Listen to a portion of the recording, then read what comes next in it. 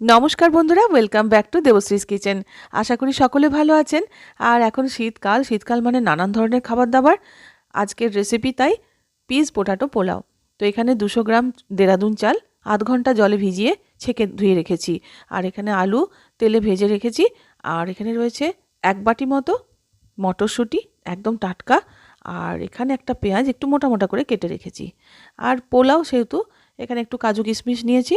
আর গোটা গরম মশলার মধ্যে রয়েছে জিরে, তেজপাতা, দারচিনি, লং, এলাচ, আর ওই বিরিয়ানিতে যে সমস্ত গোটা গরম মশলা দেয়, সামরিচ, সাজিরে, আর একটা স্টার অ্যানিস আছে। আর এখানে রয়েছে 4 চামচ মতো গাওয়া ঘি। এই হচ্ছে প্রধান উপকরণ। আর বাকি যেটুকু লাগবে সেটা রান্না করতে করতে দেখিয়ে দিচ্ছি। তো চলুন দেরি না করে রান্নাটা এবার শুরু করা যাক। কড়াই গরম করে নিয়ে ঘিটা প্রথমেই দিয়ে দিচ্ছি, সাথে সাথেই দিয়ে দেবো গোটা গরম মশলাগুলো আর কাজু কিশমিশ। 1 মিনিট কি 2 মিনিট একটু নাড়াচাড়া করে নিয়ে তারপরে দিয়ে দেবো পরের উপকরণ। দিয়ে দিচ্ছি একটা পেঁয়াজ একটু মোটা করে কেটে রাখা, লাল করে ভাজবো না, একটু ঢাকা দিয়ে দেবো যাতে করে পেঁয়াজের কালারটা একটু ট্রান্সপারেন্ট হয়ে যায়। ব্যাস এই রকমভাবে একটু নাড়াচাড়া করে নিতে হবে। এরপরে দিয়ে দিচ্ছি মটরশুঁটি। কোনোটাই কিন্তু খুব বেশি ভাজা চলবে না। মটরশুঁটিটা একটু নাড়াচাড়া করে নিয়ে দিয়ে দিচ্ছি 1 চামচ আদা বাটা। এটা একটু ভাজা ভাজা করে নিয়ে তারপরে দিয়ে দেবো এক এক করে স্বাদ মতো নুন। তারপরে দিয়ে দিচ্ছি ভেজে রাখা আলু। আলুর পরিমাণটা কিন্তু নিজের মতো করে দিতে হবে। এরপরে দিয়ে দিচ্ছি 0.5 ঘন্টা জলে ভিজিয়ে ছেঁকে তুলে নেওয়া দেরাদুন চাল। এখানে আমি 200 গ্রাম চাল ব্যবহার করেছি। এরপর সব কিছু ভালো করে নাড়াচাড়া করে নেব। এরপর দিয়ে দিচ্ছি 1/2 চামচ গোলমরিচ গুঁড়ো আর 1/2 চামচ গরম মশলা গুঁড়ো, দুটো মিলে 1 চামচ। দিয়ে দিচ্ছি স্বাদ মতো একটু চিনি, এটা অপশনাল। এরপর দিয়ে দিচ্ছি 3টে গোটা কাঁচা লঙ্কা। আর দিচ্ছি এখানে উষ্ণ গরম জল। জলটা কিন্তু একটু গরম করে দিতে হবে।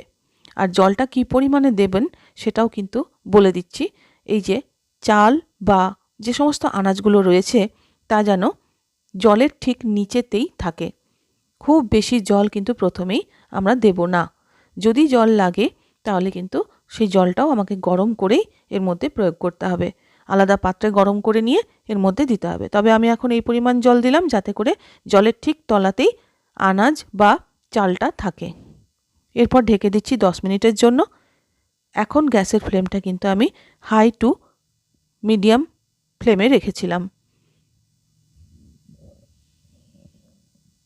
এরপর নাড়াচাড়া করে দেখে নিতে হবে এখনও কিছুটা ময়েশ্চার রয়েছে, তাই আবারও আমি 10 মিনিটের জন্য ঢেকে দিচ্ছি এবং কড়াইয়ের ঢাকনাতে যে ছিদ্রটি ছিল সেটা কাগজের একটা কুপি বানিয়ে ওর মধ্যে ঢুকিয়ে দিলাম। 10 মিনিট পর আবার ঢাকা খুলে চেক করে নিতে হবে। এবার কিন্তু পোলাও সুন্দরভাবে রান্না হয়ে গেছে।